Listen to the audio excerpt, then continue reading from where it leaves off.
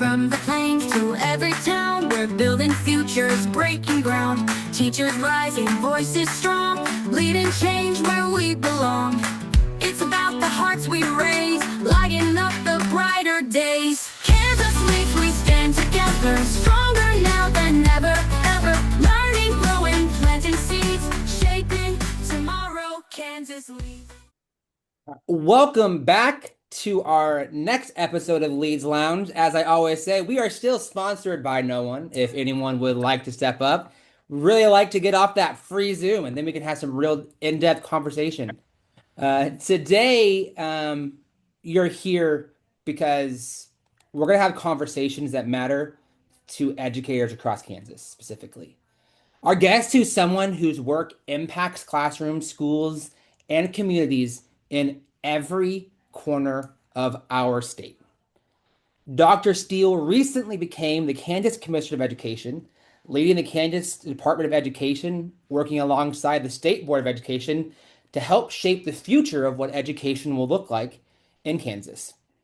What makes Dr. Steele's story especially compelling is that it begins in Kansas public schools. He's a Kansas kid. He became a classroom math teacher, but he has since served at the highest levels of education policy in Washington, D.C., including the Department of Education and as a White House fellow. But then he decided to pack his bags and come home to Kansas. Before coming commissioner, he led strategy and operational alignment for KSDE, helping secure more than $26 million in federal funding for Kansas schools while expanding professional learning opportunities for educators across the state. Today, his focus is on helping schools align their work, use data in meaningful ways, and creating more opportunities for every Kansas student. But titles and resumes only tell part of that story. Today, we're going to dig into the leadership behind that position. We're going to talk about his vision for Kansas education, the opportunities and challenges facing our schools, and how we can support educators and what gives us hope for the future. So whether you're a teacher, administrator, classified staff, school board member, or simply someone that cares about the future of education in Kansas, I think you're really going to enjoy this conversation. And for the first time, Dr. Steele, welcome to the lounge. Doran, thank you. I'm glad to be in the lounge, to be among such amazing educators. I feel honored and privileged. So I'm ready for a good conversation. We are incredibly honored to have you here, Dr. Steele. And I apologize, I will mute myself from time to time because this is how dedicated I am and how excited I am to have you that I'm taking part of my vacation like here in Maui. So there are some birds like going crazy behind me. So I will mute from time to time. So I apologize for that. You just had to slip that in, didn't you, Dwayne? You I didn't even say aloha. Let's be honest. Dwayne didn't need to slip that in. It didn't really look like Hays, Kansas or Garden City. But Dwayne, thank you it means a lot, right? Good educators make themselves available in a lot of places. So thanks for letting me join the family reunion. Next time, let's do it live. That would be much better. All right. We're working on sponsorship just for our Zoom. It's going to take a lot to make that happen, but hey, we can dream. Let us Dr. dream. Steele, is that you saying you want to have a Leeds conference in Hawaii? Is that what you're going to find the money for? It's not what I said. Oh, okay. I just wanted to make sure. Yeah, but man, love seeing you guys enjoy the break you deserve and getting some time. I know, right? Myth number one, teachers hang out over the summer. We don't. Turns out we actually work rigorously to make sure that we're ready for the next year. And so I am glad to see that you did, every teacher deserves to slip some break in there and to relax just a little to be ready. All right, Dwayne, you want to ask the first question? Absolutely. So we'll jump right in, Dr. Steele. So as you step into this role, what is it that excites you the most about leading Kansas education? And what do you hope educators across the state will know about you from day one? Yeah, I value the question. Look, I'm someone who's not cynical of government. I think we've kind of pushed ourselves And when I say government, you can pick any level from local, right, local communities to the national government. I really believe that there is a system to help us and that it's valuable. However, it has to be focused and it takes leadership, right? It's not self-executing in the sense of it can run itself. I mean, I appreciate the AI promise in America, but people matter. And so one of the things that I want people to understand is like I believe in our systems and I believe that leadership in those systems is the path forward. And so what am I excited? What do you want what you need to know about me is I'm a believer that the best days are ahead of us. And I think we need to get those systems to focus on what matters most, which is what's happening at the student's desk in a very meaningful way and how do we support our educators. If you could know that about me, I think it starts us off on a good foot. And something I love to say, I don't mean to be trite at all, but I don't know if I need you to trust me, but I do need you to work with me. And I think if we can work together, we build trust. And so I would extend that to anyone, for myself or for others. Let's work together. We will find trust and commonality. We all love Kansas, and if we love Kansas, we love the people in it. I love what you just said because it's one of the ways like when I approach conflict with people in a different opinion, like we all want the same thing. We all want what's best for Kansas and we all want what's best for kids. Now maybe what I see is different than what Dwayne sees and is different than but we all have that basis of we want what's best for kids. And if we remember that, we can do great things together. Love it. And I agree. I love the optimism as well. Like that's something in this day and age like that we need more than anything. We need a clear vision, we need optimism. But as you said, like trust isn't given, it's earned.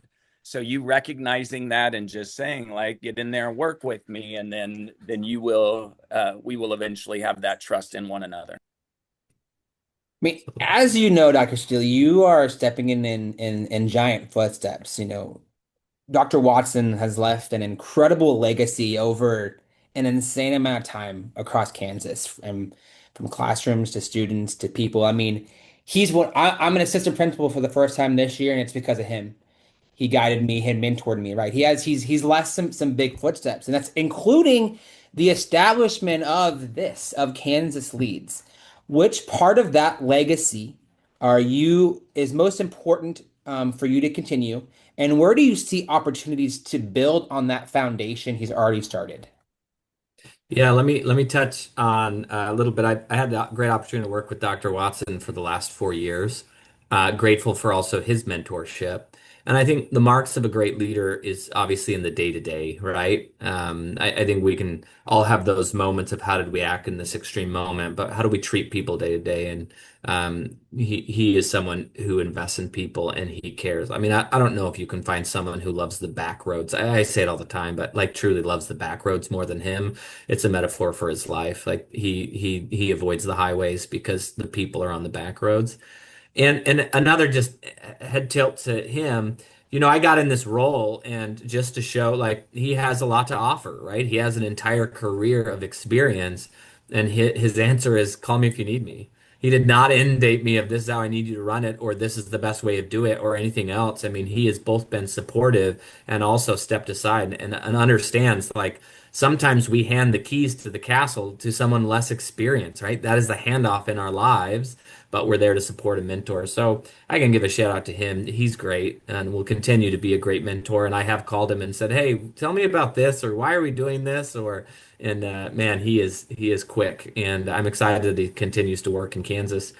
Um, he established Kansas Leads. I think that was a great thing for him to do, right? For our state. I mean, it's a metaphor we use, but sometimes the doors are just closed in Kansas classrooms. And one of the best things to do is just open the doors and be able to connect. When I taught high school, middle, and math, I was in a system where I didn't have people like me. And so it's easy to feel just alone. And am I doing well? And how do I know? And so one of the things I'm very excited about with the connections that Kansas Leads offers is to continue to build that development and relationship in these content areas, right? And to find people like me throughout the state that can help me be better at what I do.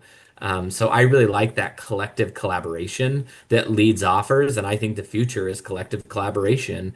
How do we have that ability to help rise one another, right? Rising tides and all these boats going up. So that's something that I think Kansas Leads does well and would love to continue to see it support no matter where you are in the state. I mean, I think that's a great benefit for everyone. That was incredible. And I had the opportunity to listen to the podcast that you had done with Dr. Watson on the KSE Insight, and how one thing that blew my mind was that uh, the the shelf life of the commissioners. You had a great you had mentioned that you had all of the commissioners, state commissioners memorized, but the shelf life was, I think, 2.5 years, and he had his 11 years. So we're hoping that we have you around about that amount of time, if not longer. So, but I know Dr. Watson is, you spoke of him as a mentor, but we say every educator has someone who changed the course of their life. Who is one person that comes to mind for you, and how that experience shaped the leader that you are today? Yeah, I think I had a teacher, Miss Terpstra. She was an English teacher, and I built my own narrative. I don't no blame here, but I built my narrative as a goofball, right? I loved the joke more than anything else, and I never spared a good punchline, and so that had its consequences. But I just remember a day. I mean, it was she. There's no world. There's a small world where she remembers me, and there's no world that she remembers the day in which, someone made some off-put comment, and she just said, "Jake's a great student," and people were like, "What?" She's like, "Yeah, he puts in the time. You don't see it here, but he puts in the time." Now, if I'm being honest, I think she was forward looking or hoping, right? It wasn't maybe in that moment, but there was some sense of integrity, right? You rise to the call. If you beat people down all the time, it's like, hey, you are about what I expected. But she opened that door of probably not who I was, but what I could be. And I think there was a sense of honor, and I owed it to her to do a better job. So when I think of someone, it's like, I think it's pretty easy to see people how they are. What's very impressive, where I think master teachers do it, is they see what you can become. And that was the skill set in which she had. And so she had every right to say anything she wanted. She would have been justified. But what she did is she opened the eyes of someone who was, and then, I took a path to become. So anyway, very grateful for Miss Terpstra out there. I think she's still teaching. I've seen her a few times, and my connection with her, I'm like, Miss Terpstra, grateful for what she did for me. So anyway, I think what you just said is powerful too, because to her in that moment, maybe she didn't know the impact that comment was going to have on you, right? And as teachers, we don't know what we're going to say or what we're going to do that's going to change that kid's life just by saying what you said. And words are powerful, and that's amazing. Teachers navigate tremendous demands that's both in the classroom and outside the classroom. What message would you like to share with Kansas educators as they begin this next chapter, like with your leadership, and as we start heading back? I'm already in my office, so like as we love it. start heading back to school. Yeah, there's so many demands. There's just so many demands, and there's so many things we can focus on. I will say a couple things. One, I got my teacher training outside of Kansas. I don't mean to knock on anything, but I think my training was trying to teach me to be everything. And so when I got in the classroom, it was really hard for me to know kind of where to start. And I know that's coming from a first year, second, third, fourth year teacher, but I think the reality for me is when we can deliver high quality instruction, we can really take a burden off our own shoulders. And so to me, it's like focus on the classroom instruction, right? Like if you're going to be a master of something, be a master of that. There is plenty, right? You guys are deeper in your careers. There's plenty of time to become masters of other things. But if you were to start out, or if you want to start over, or you want to shift, it's like we want to be the best in the world at what? Instruction, right? That's what we went into the business to do. We wanted to impact a child and encourage and improve their lives. And the way to do that is to have quality instruction. And so if everything else is there, I would encourage, ask, and plead with teachers. Instruction, that's where we need you. Oh, it's fantastic. So again, going along with that, like the instruction is the part that you would like to focus, but So if you had the opportunity to visit every school, knowing that's virtually impossible this year in the state of Kansas, what are you hoping to see, hear, learn from the students, teachers, administrators that you get to visit with?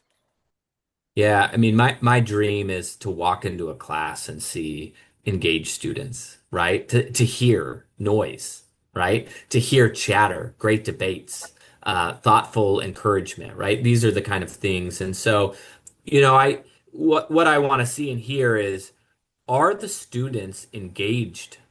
Are we able to see them doing the heavy lifting? And are we having that meaningful feedback? I mean, that lightens up every room. It's exciting to see and hear and be a part of that story.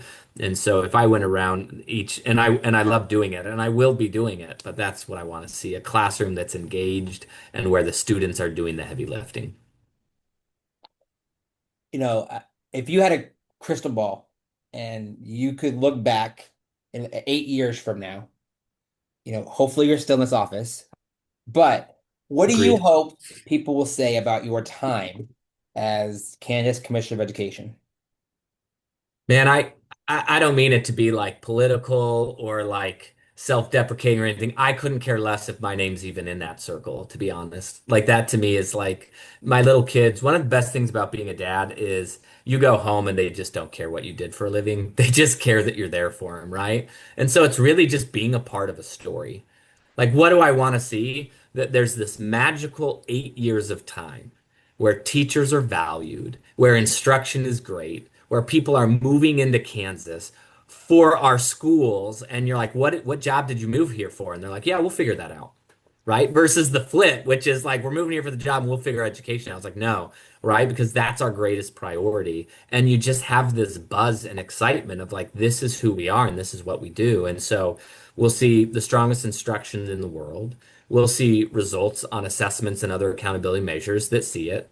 And we'll have legislators that have a very difficult job of deciding how to spend money in the state, have reason and belief of like, this is a good investment, right? We're seeing return on our investment of happier people and businesses and communities that are growing. I mean, wouldn't that be great and just magical to be like, I was a footnote in that story. I mean, I think all of us have this like, sometimes you meet these teams, national championship teams, and you see someone with a ring, and you're like, hey, you got a ring. And they're like, oh, I was a nobody. You're like, who cares? Tell me, what was it like to be there then, right? You don't need to be known for the coach or the key player. It's just being a part of a time where things just the energy was in our direction. That to me would be a beautiful crystal ball and one that we'd want to be a part of, right? Who doesn't want to be a part of that in 8 years? So let's build it.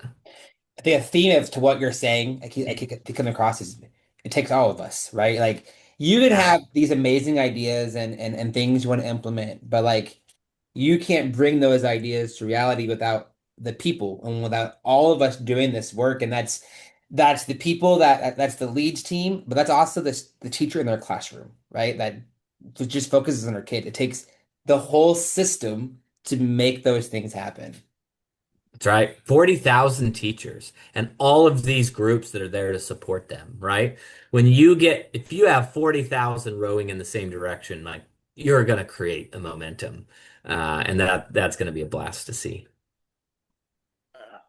So Jordan gave the outlook of looking back. So like right now, and I mentioned earlier in the podcast how I loved the optimism that you showed.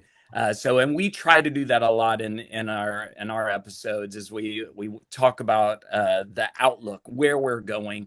So we're talking about creating schools where students and educators thrive. So looking ahead, what is it that gives you that greatest optimism about the future of education in Kansas? Yeah, I think, well, first of all, I mean, optimism is not, it's like to me like good health. It doesn't just happen to you at 50. You don't accidentally have good health, right? And I think some people we look and like, God, they're just, yeah, there's like a couple people in my life that I'm like, that is a God-given gift. But I think most people like optimism is a choice, right? Like, I joked at the Great Ideas Conference that I always like to think that I'm, you know, above average or like, special or whatever. And I I remember reading, or I remember one night I was laying in bed and I was like, I told my wife Chanel, I was like, I figured it out. 401k, like all these things. I'd be like, I mean, I'd be set. It's all I need. It was like the next day, maybe it was longer, but anyway, like it felt like the next day I get into my email and saw a report that was just bound that whether you made 20,000 or like 300,000 a year, the average person believed that $40,000 was going to be the game changer. And one, I was like, great, unlike everybody else. But two, it was like this moment where I was like, is that how I'm going to live the rest of my life? Like it's going to be like, man, just 40,000 more. It's like, nah, like we'll work with what we got, right? And so I think there is this sense of, you know what? I love people who are inherently optimistic, but what, I mean, do you want credit for being a pessimist? Like, turns out, and it doesn't take a lot of talent to tear something apart. The skill is when you put it back together and it's working really well. And so that's kind of that sense of great optimism of like, where do I want to spend my time? People who are putting it back together and they mean really well. And so, with that said, so optimism is earned and worked for, and is a sense of hope. And I also just think like, I mean, I think the history of the world shows, I mean, my parents' generation believed we were all astray, and their parents' generation believed they were all astray. Like, as we get older, we just kind of build this mindset that, like, well, we were the best, but the people behind us, like, there are kids. Like, the world will be better for my kids because I think my kids are cool because it's a combination of my wife, who is amazing, and me, who I found out was just average. But we can do great things for our kids. Um, and then the other thing is, like, I love, and this isn't a knock on any of us. I really do love the art of teaching. I think it really matters. There is a science of teaching. This is not magic, right? This is not wishful thinking. We have science behind these things. And so we just need to own and earn that space of like, great, how do we do things like others have done this before? We don't have to rebuild the rocket ship, but we do have to commit ourselves. And so I think somewhere between all of those, it's like, it can be done. It should be done. I'm sitting with a bunch of people who want to do it. Let's go, right? Like we don't need 40,000 more dollars. Like we'll work with what we got. We'll create the best education system in the world, and we're gonna look back and be like, man, those are the days never to be forgotten. That makes me think of a article I read, a similar concept, but it was about how like after like I don't remember the number, but it's after like making $70,000, no amount of more money actually makes you like happier. Like that's the amount of money Yeah. that you can pay bills, you can go on vacation, you can buy food, you can live a life. Being richer than that does not truly make you like happier. You got to be, you know, um, I said that to my brother, and he said I would love to test that personally. And I was like, touche. fair enough, fair But enough. yes, right? I mean, there's some level of like sustainability matters, right? I mean, it's not, poverty is a real thing and grinding poverty is even more real, but there is a sense of whatever sneakers you're wearing isn't really making a fundamental difference in your life. You got the endorphin hit when you bought it, and now they're just shoes in the closet. So we've been sucked in. That's a different podcast, but I can go down the materialism and how it's just sucking the joy out of our lives, right? Like, why do we just keep doing this? But anyway. Outside of education, what is something about you that a Kansas educator, a Kansas teacher might be surprised to learn? Yeah, I'll give a few just because, just trying to hit the surprise category. I mean, probably not surprised. I'm a dad. I have 5 kids. I love being a dad. I mean, I think that's another, if I can just, if I got the mic, which is we do such a good job at being so derogatory towards ourselves of like fatherhood's like, man, it's like actually the coolest thing I do every day is seeing little kids and shaping their lives. And so I'm a dad. I live a really amazing life. I have a really amazing family. And I think that's the core to our communities, right? And then building relationship with pretty cool neighbors and trying to work through that. And so I'm pretty committed to this idea that like I was talking to Kelly Bielefeld, the superintendent of Wichita, right? I'm stealing this from him. and someone asked him a question about like, tell me about what you like or whatever. And he's like, I'm not a creator of the system. I'm a user of the system, right? My kids go to school here. Their friends are here. This matters to us. And so I think that is a world in which I just live in generally in my life. Um, I love motorcycles. There's a random thing there. I love building motorcycles. I love riding motorcycles.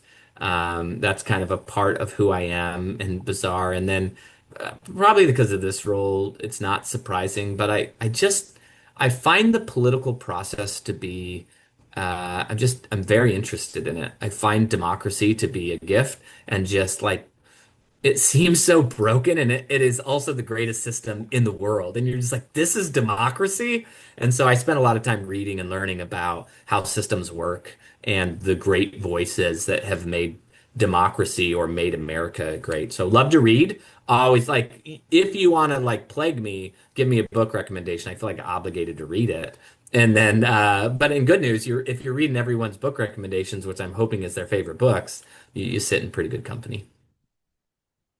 I have a Owen, I have a 4-year old and I have a 1-year old, and what you said, like watching them experience life is the coolest thing in the world. Like just watching them solve problems and experience new things, and like, that's new. All right, how are we gonna work with that now? Like it's been the joy of my life to watch them explore life and learn. I agree. I agree 100%. Again, that's why I teach kindergarten, but I kind of get that on a daily level at work, that I get to see that looking through life through a child's eyes and experiencing that the incredible just the learning every day that takes place. It's the there's no job on earth like it. So we are truly blessed. So We I are. had a question for you though, because listening to that podcast and you spoke of your incredible wife, Chanel. What was it that you attempted to cook for her after Mother's Day that you considered a noble effort? Well, everything I do is a noble effort in my eyes. I think she looks at it as like that's how we're showing up. I mean, that's where we are today. So, Jordan, I can it relate. We try.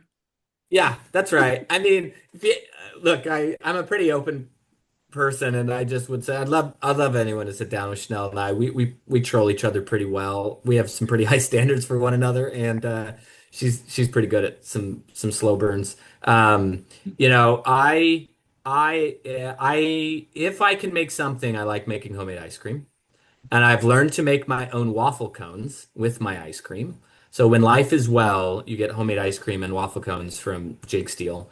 Come over sometime. I'd be happy to feed you my waffle cones and ice cream. And then I will say, I am just like everybody else, right? What have we learned in this podcast? I'm average, and I'm just like everyone else who believes 40,000 will make a big difference in their life, and for some it will. Um, I got into the pizza craze and those pizza ovens, and so I do like to make homemade pizza. So if you lived like classmates in Massachusetts and others, like what do they know me for? Is Jake having people over and cooking pizzas for him. So again, So what invitation.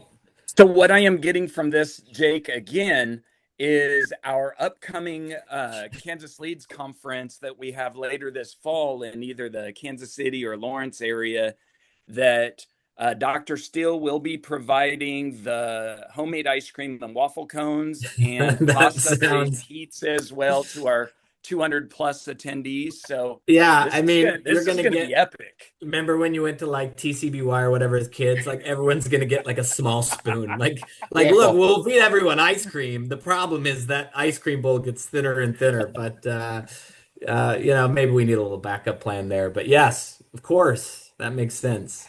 Dwayne, we have a few minutes here. I'm gonna surprise you, and I'm gonna surprise Dr. Steele with this. Dwayne, let's do a lightning round. Okay. All right. So, first question: Saturday night, you're flipping through the channels, show up, a movie pops on. You stop, you watch it. What is it? Get smart. The new one, Steve Carell, There you just go. classic. Shawshank Redemption. It's a good one too. Mm, I would probably say Gladiator. mm. All right. Let's see. Coffee or tea? Ooh, I don't do either, actually, gentlemen. I'm a pretty water kind of guy. If I go extreme, I grab a root beer. There's water in Diet Pepsi. Yeah, So that's what they again, all say. vacation flex right here. Tim, which Dr. Steele, you'll get the opportunity to meet Tim Vesco, another member of our leads team that I teach with him in Frontenac. Where our families vacation together. We were climbing up a mountain the other day, and he brought waters for all of us that were going up. And it rained a little. He fell in the mud. I won't tell you how many times, but I told him if you need to take your water, like I won't drink mine. You could take mine and rinse yourself off. And but I had a couple of cold Diet Pepsis waiting for me when we got back down. But you didn't offer to pour Diet Pepsi on him to clean him off. Why would I waste Diet Pepsi like Why? that? All right, I Speaking of just sponsors, Pepsi, if you're listening, could be. Okay. Let's see. Did you play any sports growing up? Yeah, I did. Look, I raced bicycles. That was awesome. I did track. I did pole vault. I did every school sport like everyone. And then I actually tore my ACL in eighth grade. Wheelied over a motorcycle and tore my ACL. I feel like if I can just be that guy, I feel like I tore it before tearing your ACL was cool. Like at that yeah. time, I feel like nobody was doing it. Now I feel like everyone tears their ACL like every 3 minutes. But then no one had like done it. No one, everyone was like, "Well, what do you do with a kid You're with a a torn ACL?" trendsetter. That's Yeah. right. So you're all welcome. So then I got to spend high school Are they trying to though? figure Are out they like, welcome for that? Like, was that a trend you really wanted to start? well, I mean, we'll find out if your listeners how they comment below. Grateful for that trend. So yeah. So I mean, I played. I was not great at anything. I mean, I know just looking at my frame here, you're like, ah, he looks like with the name Jake Steele. Isn't he an athlete? Like perhaps, perhaps. Oh, Dwayne, you got any more questions you want to ask for? And you want to sign us Uh, off? this this has been a tremendous opportunity, Dr. Steele. We cannot thank you enough because we know that like there's never a slow time in the calendar year for you, and especially now with the school, everybody opening up and getting back to the grind. But we wanted to thank you so much for taking the opportunity to visit with us. Thank you both. Teachers matter the most, right? And all we do is noise if it is not impacting a student's life. And so kudos to teachers. I love them. I'm grateful for all that everyone is doing there and grateful for for Kansas Leads who's doing all that they can to support our teachers. I mean, that's how we're going to make a difference in Kansas. So let's schedule me for 8 years. We'll talk about the magic that had happened in the last little while. Hey, All Dwayne, right, before and signs up, I got one more. yeah. Will we see you at the next Kansas Leads? Let's put it on the schedule. All right, we'll let you know when it happens. I will say, Homemade ice if I cream. am already not booked, I will be there. And if I'm booked and can change it, I will be there. But I have learned, even as commissioner, there are some things I do not control. So that was a surprise for me, but absolutely would love to. Anytime I have an opportunity to be with educators, especially those who are just top of their class, just right where they need to be. I love to learn from them, love to hear about their experience, right? What you're doing every day is what matters. And so if I can't stay connected to educators, I don't know what I'm doing here. So give me the invite. I'd love to show up. Nice. And to go along with that, the Kansas Leads conferences are free to the attendees, but it still does require the teachers that are in attendance to give up their valuable time. So the people that are there, they genuinely want to be there. They want to find ways to improve themselves, their teaching style, their strategies. So it really is truly a magical place and event. So we really do look forward to seeing you there. Awesome. So, I look forward. but again, Dr. Steele, and shout out to my man Jordan, who is taking on this. It's so incredibly lucky to have him as an administrator. Like this was a process for him, but It's the right place. So I am so excited for you. But to all of our listeners, from our classroom to yours, we see you, we get you, and we're right there with you. Keep changing the world one child at a time. We'll see you next time in the lounge.